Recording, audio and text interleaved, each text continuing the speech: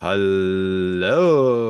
Looks like some people are trickling in. We're about still a minute or so less until 12 p.m. Eastern. So thanks for joining us. Hopefully you're able to eat something during this or put your feet up and take advantage of that. When it hits the top of the hour, I'll kind of display the rules or lack of rules for this as we go through this here today. Appreciate everybody joining. Did learn today, if you see Prison Mike from The Office behind me, 20 years today, The Office is being celebrated. So I know what I'm watching all weekend. All right, so we're at the top of the hour. So this is a Ask Me Anything. There have been many questions that have been submitted ahead of time when people are registering. So we will definitely get through those. But then also just acknowledging you have the opportunity to ask questions here. I do want to share, don't write it in the chat. There is a Q&A button at the bottom of the Zoom webinar here. Feel free to ask any question there. That just helps to get it better on our radar. If none of them come in that way, we'll work through the questions that were pre-submitted, but of course can ask for those. And, the general rule for this is that you can ask any question. You might not get an answer. So I will start it off with Amber, who is my direct boss, with the question that I've been wondering of Amber. So when can I get a raise?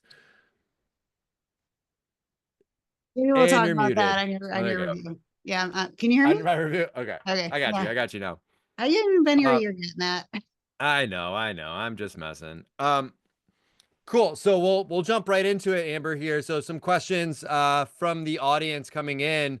What technology is available to enhance resident safety when getting out of bed? You want me to go answer that one first? You go first. Well, for this one, I think we had to do a little bit of research because, well, I think there's a couple ways you can approach it. I think falls management is a big hot topic right now. We're hearing a lot of interest from all of our clients about falls management, which is not, I don't understand that's not exactly the same thing. But there's the old school like bed alarms, chair alarms. I think people are moving away from those. Like they're not super interested in that because it's such like a more of a clinical, like hospital type feel. So there are a lot of motion tools out there, sensor tools. I kind of call like motion sensor similar things. We did a really incredible podcast with a company or a community in Canada called Tiffany Village on raising tech. So if you guys are interested in that type of technology, I'd go check out their podcast. They have installed sensors and monitors in every aspect of their care, and it's really innovative and groundbreaking. So they're able to monitor residents from like every single aspect and detect potential health issues and catch them way in advance, improve their clinical outcomes. So I would say like a combination of sensors, monitors, and then potentially fall detection systems, which could be part of like a motion sensor system. So that technology is all out there today. The one that Tiffany Village is using is called Amba. We also did a podcast with them, and we're happy, of course, to put you guys in touch with any of our resources that we have available. So I would say that's what I'm aware of. Again, I don't think it's specifically targeted to getting out of bed. So I don't know if there's something more specific that is out there than I'm aware of, but that's what I would know about. Matt, do you know of anything? Yeah, so I think a lot of people want to track the getting out of the bed at night because I think that's a number one reason for falls, right? Someone might need to go to the bathroom and, might fall. So I definitely have seen some of these like passive fall detection sensors out there, whether it's Safely You or Nobi smart lamps or VIR. Some of these use some combination of like radar or vision AI just to kind of alert staff in real time when people are getting out of bed. I do, to your point of like the smart beds or the bed exit alarms, I do think people are looking for a more all-encompassing thing that's just not getting out of bed, right? There's other things that might be going on there to kind of identify what that root cause is to try and figure that out. So, um, yeah. And then I know this is only a half hour, so we'll keep jumping from question to question. Again, if anybody in the audience has any questions, feel free to put them in the Q&A. We'll definitely prioritize those since you guys are here. But again, we'll keep working through the list of some of the pre-submitted questions here. Um, Question: how can I efficiently manage live audits, update tracking forms, oversee projects, access summaries of project-related communications, all from my phone? So I'm not sure what what aspect this question is being asked from. I'm not sure if they're asking about a project management system or a mobile technology. Um, as far as the second one, if you are looking to just do things from your phone, I mean, almost every system out there is web-based, so it's just a matter of how well that system is optimized for using it on a phone, and if they have an app, and maybe just get a bigger phone. If you want to work from your phone or a tablet or something. As far as project management systems, I mean, there's a lot of them out there. I've used Basecamp before, which I like. I know people use Smartsheet and Monday.com and some of those systems. So, I'm not sure again from which aspect that question was asked, but if anybody in the audience is the one who asked that question and they want more information, please feel free to put it in the chat. Yeah, from my point of view, I think it's all about what is the platform that they're already using, right? To me, it seems like a lot of the things you mentioned, they do have some sort of digital app that someone could get on their phone and like being able to do that. So I would be, yeah, I think there's a little bit more information that's needed for that one. But it's crazy what we can do in the palm of our hands now. And Hunter, we see your question coming in. So thank you. So question, what are the most effective ways to communicate the value of adopting a new software solution to leadership, especially when they may not immediately see the benefit of using a single integrated tool for more seamless workflows? I love this question. This is like your bread and butter here. Yeah. So first of all, I would want to know why you're doing this new software. So do you have a business case? Have you verified what you're solving for? What are your specific objectives with this software? And have you verified that you don't already have a software tool that can do this? And then we recommend anytime you're picking, and I know there's some of our clients in the call, so they're going to know exactly what I'm talking about because we've gone through this process with them. But we always recommend doing a requirements analysis for any new software for this very reason, because even if you already know what you want, or you let's say you already have a system and you don't want that system anymore, you want a new system.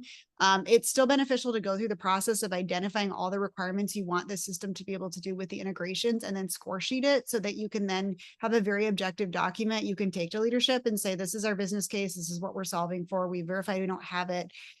These are all the requirements we need. And look, this vendor meets it at a 98%, including one thing to definitely check is all of your integration requirements to make sure it already talks to a system you already have.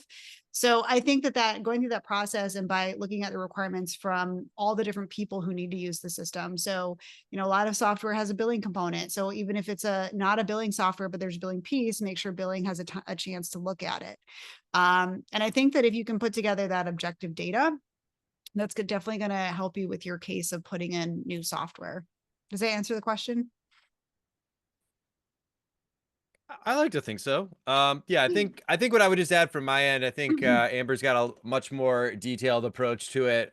From my point of view, it's like, what's the problem you're trying to solve, right? Amber kind of summed it up with the business case, but like, what are you trying to do? And then depending on the leadership persona, right? Like, I might talk to the, chief marketing officer, chief sales officer, a little bit different than the chief financial officer. So it really depends on like which person that you're talking to. And I think when you're looking at the ROI of going to a integrated tool, right? When ROI really comes down to saving time or saving money. So if you're able to do this and put it one-stop shopping in a single integrated tool, I do think that you can make the case for both of those, right?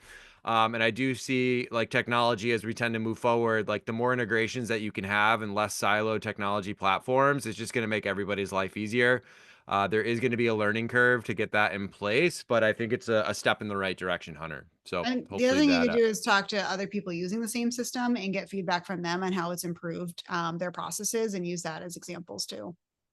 yeah, I love that. I think I recently just did something talking about how I'm using AI in my own life, and really started with the time I've been spending before using it and time spending afterwards and the costs associated with it. So, uh, you know, I am my own personal leadership team to my own life, but it makes I hope sense. so.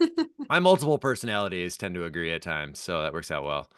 All right, we'll keep going down the list. How are senior living communities leveraging AI today? Amber, I know you just spoke on a panel about this. If you want to Um, jump into it. how could we have any type of webinar without this question coming up?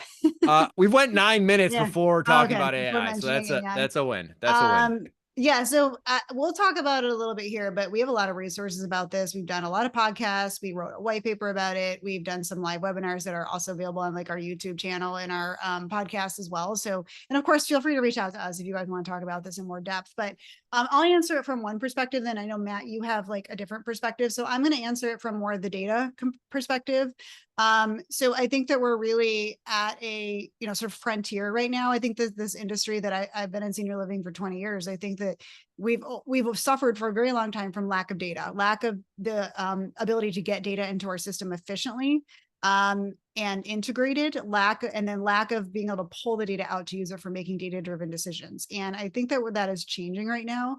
And we're seeing a lot of new vendors in the space that can do like KPI analytics, dashboard type thing. And I have some thoughts about what you should do before you implement a system like that. But when you add AI to that information, it just gets really, really cool with what you can do with it. So you can build your own private AI databases, sort of like ChatGPT, but it would be private and just for you. So you shouldn't put any proprietary or PHI or HIPAA data into ChatGPT because it's part of the public domain.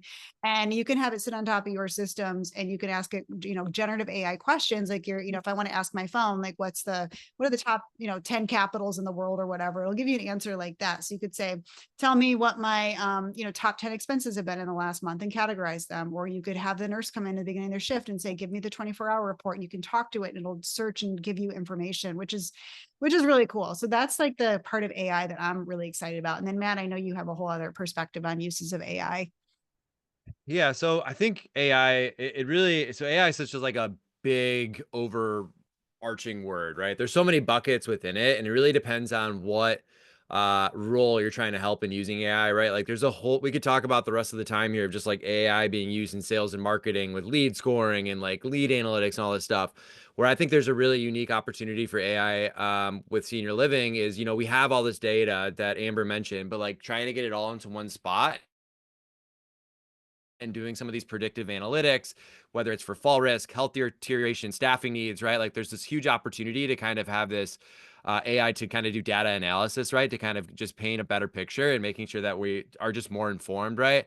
I think there's a huge opportunity there. And then I think too, as we think about AI powered chatbots, to Amber's point, I recently interviewed Joe Velderman on the podcast.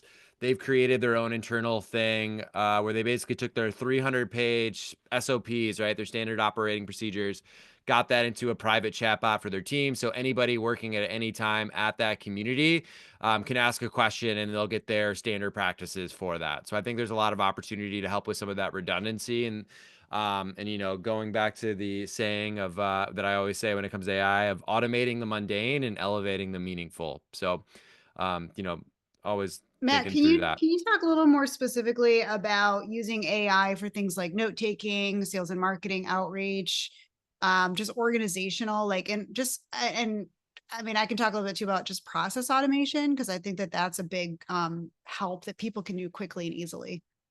Yeah, I think from a sales and marketing side, so to your question about like taking notes during meetings, right? So I think there's a huge opportunity out there. Platform I use in my Zoom calls is Read.ai. There's other ones out there like Otter and stuff. I think Read was the first one that I encountered. But what I'll typically do in my meetings, especially in my one-on-ones with Amber, because she's a visionary and has all these great thoughts and I need to capture it, but I'll take the transcripts from those meetings and then either able to reflect on those or kind of put them into my Matt GPT, which is like a private GPT I've been creating for myself, which I basically just trying to create a smarter, better looking, someone that has hair version of myself in this chat bot that I'm creating for myself. But taking those transcripts, putting into there, then so I'll do that like in the virtual. And then, some of those in-person meetings, I use something called Plaud, Plaud AI, which is something I got off of Amazon. It's like 150 bucks. And I can basically put it on things so I can record what meetings I'm in. It can take notes during that. And I find for myself, it helps me to be a lot more present. And then what's cool with the Read.ai for like a sales perspective, right? Like I'll have it sit on some of my client calls. Of course, to get the client's buy-in before doing that or the prospect's buy-in, able to take that transcript, put it into MadGPT, and then act as a live coach, right? Like give me feedback. Where could I have been better? Where can I do things?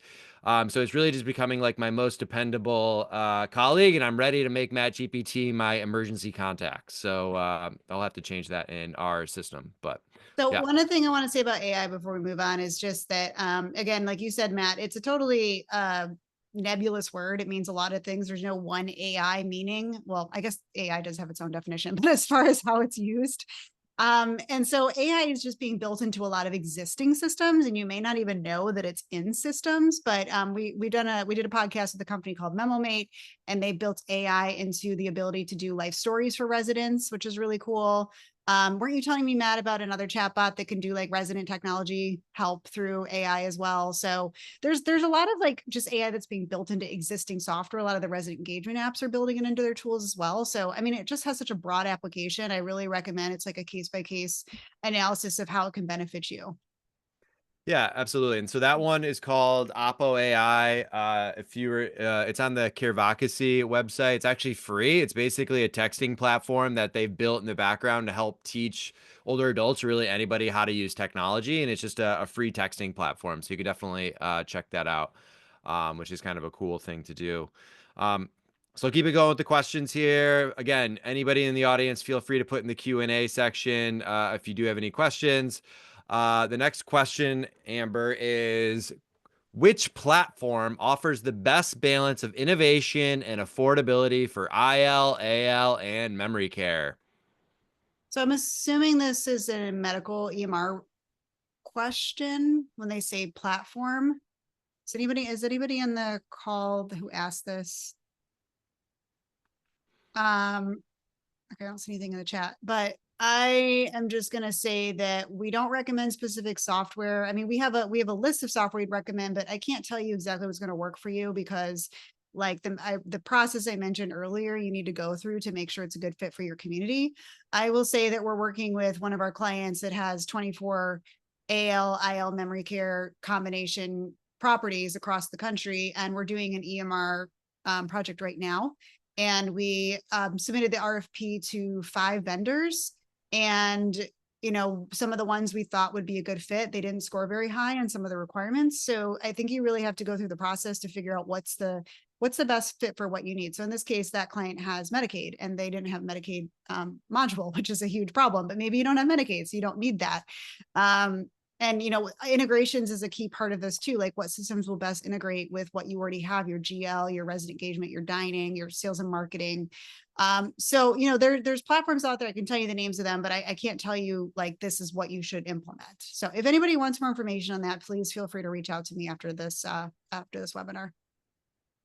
Yeah, I think it's tough to say name a specific platform for this. There's so much variety out there, and depending, and like senior living as a whole, right? There's so many buckets um, you know, within senior living, right? Like even IL, there's so many buckets underneath IL. So it's tough to say like what would be the best for that. What I would say to like Amber's point of you're kind of like trying to figure out like what that makes the most sense. I love doing backdoor referrals on companies. So of course, as you're taking someone through the vendor process, they'll give you 2 to 3 people to reach out to and talk to. They're typically incentivized to give a great review, but what you can do is some of these backdoor references. So reaching out to people in your network, who might be working with them or might know somebody who's working with them. Another way you can go do it is just go see who likes their page on LinkedIn. They might be a chance that they've had some level of touch points with them, but just try to get a better sense of like what is going on there and if it would be the best fit for you to do that. But I think, affordable is definitely it's tough to say. I think some of these more innovative companies are coming out aren't really positioning themselves as affordable on purpose and really trying to be a more premier technology soft offering to that. Um, the next question here, are you noticing a growing interest in adoption of remote patient monitoring? I can't even speak. So, Matt, I think because we just have like 10 minutes left, we kind of answered that question already in the first question about monitors and sensors. So, I don't know if I have anything else to add other than what I already said about that earlier. Yeah, I think what I've seen is people are trying to get smarter and embracing technology for doing things like that. I do think there's that healthy balance between technology and still that human touch with people. So just making sure you're keeping that front and center. But if you're able to set something up With that, I have seen some people try to explore RPMs, but keep coming back to the community might not have the technology infrastructure, the Wi-Fi to support something like that, so there might be dead zones, so people aren't getting necessarily the information that they need.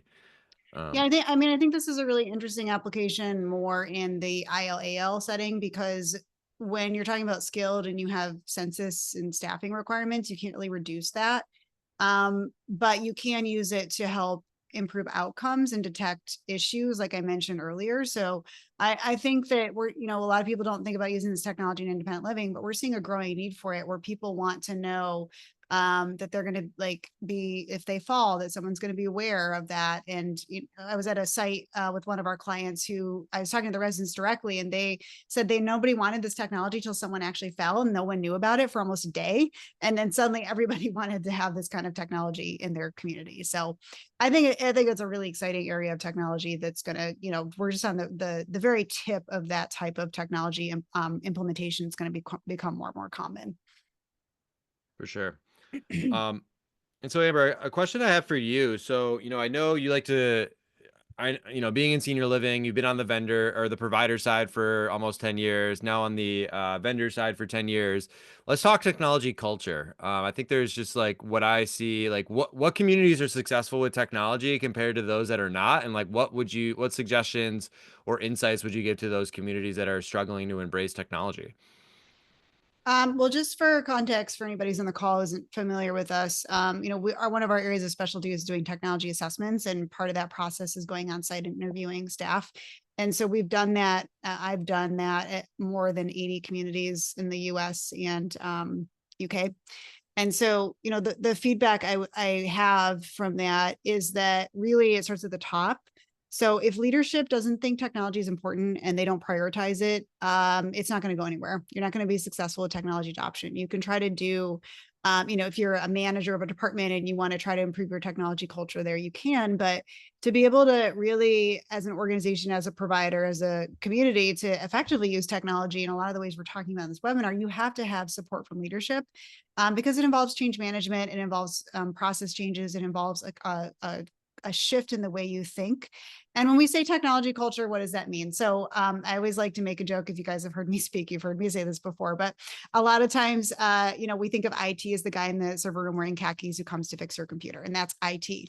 And technology is so much more than that. So you might have, we're talking about remote patient monitoring or falls management. You might have your clinical person out here thinking that's not IT and going out and getting systems. But we had a client that bought a falls management system and paid for it for 2 years. It never worked because they didn't have the Wi-Fi to support it. So I think it's thinking about technology as being fully integrated from all of these different aspects. And how do we have your IT resources partner with leadership and the business to make sure that you're successful? Because everybody in this call has probably been through a bad implementation of something, and you've lost trust, you've lost the appetite for change. And we really want to make sure that there's IT governance, IT decision making, IT input from top down. Yeah, it's a great point. And I think, from my background, coming from the resident tech side, starting a company there and now seeing this like infrastructure, it's like, how do we get people out of these silos within the communities? Because I think too many times too, we've seen people make decisions. I remember the example of someone in dining buying a new POS system and never talking to That's my finance. example. Well, I said I always hear about this example, so I'm just Yeah. taking your example, Amber. But like, yeah, I guess are there any other examples you've seen of like, any other examples we can give the audience here of just like warnings of like what to be on the lookout for so they don't make the same mistakes? System sprawl. I mean, we've all been there, like going out and buying a system like as a silo decision, and you already have a system that can do that or doesn't integrate or talk to anything, and now you've created all these workarounds and manual processes for everybody with not really, probably not intending to do that, not thinking about that, but really just thinking about what's the one thing I need. So I think really it's there's so many examples. I love the point of sale one because that's a great example. The dining director picks a point of sale, but they never checked with billing or any other stakeholders of the system, and now that team is frustrated because it doesn't work for what they need, but they have to deal with it every day. So yeah, I would say that's my advice. Yeah, I think it's, how do we get out of these silos and technology? And I know one of the things we also promote is people getting a technology steering committee. Mhm. Um, You want to drop any wisdom on us with that, Amber? Well, so as part of our process, and again, our clients in the call will be familiar with this, is we write a technology assessment and roadmap. It becomes the IT budget. And then we create an IT steering committee for governance so that we can funnel technology requests through the steering committee to make sure that it makes sense organizationally, because we only have so much money, time, resources to spend on implementing new tech. And we want to make sure that it's effective and useful across the entire organization and not just for one department necessarily. And also, again, like I said, the things I already said earlier, to vet it to make sure that it's solving a business case, that it integrates with the systems you already have, that it works with the infrastructure that you already have, and that it's able to, be effective and useful for you. Yeah. Yeah, it's a great point. I think whatever we can do to kind of set up these committees and helping them give them the structure and the framework to be successful. Like, I know we talk about the technology committee. I know one of the things we'll be talking about this year at some of these conferences is like setting up these AI committees, which is very similar in scope to what that can look like. But, just making sure that everyone's aligned and that making sure that people are, confident in what their community's thought process is, what are the protocols, and just making sure everyone is set up for success on that end. Um, we did get a question come in. I'll let it slide, Ashley, since it's in the chat and not in the questions. But I help on quote or question. I help onboard new hires, track, trend, and facilitate educational courses. What is the best way to utilize my iPhone and my APs to stay on top of entering audit results, accessing HIPAA files, non-HIPAA files, work collaboratively on the go versus sitting at the computer and stay organized? LOL, I don't oops. have an iPhone, so I can't answer this question. I'm an Android person. So Matt, take it away. Yeah, well, you just lost some serious cool points, Amber, No, for I know not these things having an happen. iPhone. Uh, so let me reread it. Help onboard new hires, track, trying to facilitate educational courses. What is the best way I can utilize my iPhone and any APs to stay on top of entering audit results, accessing HIPAA files, not we're collaborating on the go versus sitting on the computer and stay organized. Yeah. So Ashley, it's tough for me. Are you able to share like any of the platforms you use today? I mean, is this all the same platform? Is this all just like separate technology platforms? Like, can you just quickly just put in the chat what that might look like? Teams. So everything's through Teams. Hmm. Um, Microsoft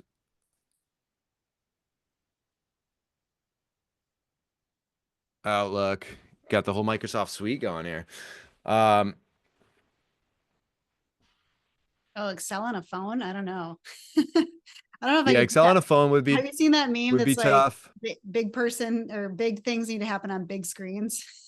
Like, I think Excel is like Yeah, yeah. one of those things that has to happen on a big screen. Yeah, my first suggestion would get a bigger iPhone. No, but I think what you might want to identify, Ashley, is like what are those routine tasks that you can do on your phone, right? And like what would you require to be on the computer? So, there might be tasks that you can do. I know I do this in my own life. Like if I know I'm gonna go be on the elliptical for 30 minutes and I get so bored and like get lost track of time, I'll get up some things set up on my phone that I know I can work through, whether it's just like jotting down notes or like some of the other stuff that I might be focusing on.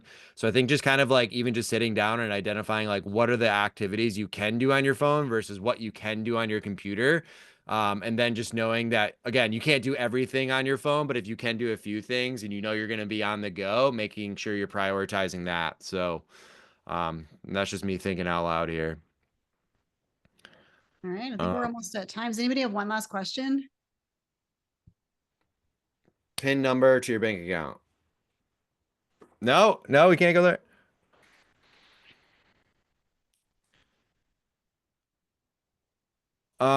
I guess I got one last question. Amber, you got any tech hacks for us that you use in your personal life? Yeah, I don't know if I'm the right person to ask. Like, I don't know. What about you, Matt? I'm sure you have tech hacks. I've got one just that people can use. So if you use Google Chrome and if you use the bookmarks bar, mine used to be so crazy that like because it's got all the wording and stuff.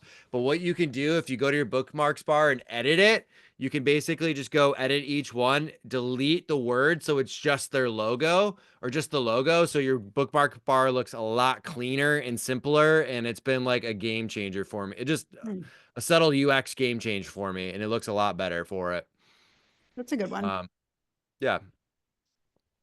I think the other one is just being AI curious. I think a lot of people are on a different AI journey. I think Bill Gates just even came out and said today, like in the next 10 years, humans aren't going to be doing much and it's all going to be AI. So using Yeah, it I as don't a think that's tool. true. I know, I don't know I know. about that. Hey, hey, Bill Gates got some clout. Just bringing it up that. But yeah, I think just kind of like playing around with it. I use it for my grocery shopping. It's been a game changer for that and my like recipes and all that fun stuff. So I just think there's a lot of opportunity out there in the world. I think AI Um, curious is a good term. I was kind of afraid of AI. I'll admit that for a while. And then I started using Chat GPT a little bit, Amber GPT, which you guys built for me. And I was like, oh, this is actually really cool and helps with stuff. But there's still stuff I don't want to use it for. I'd rather do it myself. for sure. Um, all right, so we're almost at time. There will be a survey at this end or at the end of this, so feel free to answer that. We appreciate all those that jumped in and asked questions. Hunter, Ashley, Casey, I thank you for engaging with the chat and all of those that issued questions ahead of time. But we hope everybody has a great Friday, an even better weekend. And if you ever find yourself in Syracuse, New York, look me up. Thank you.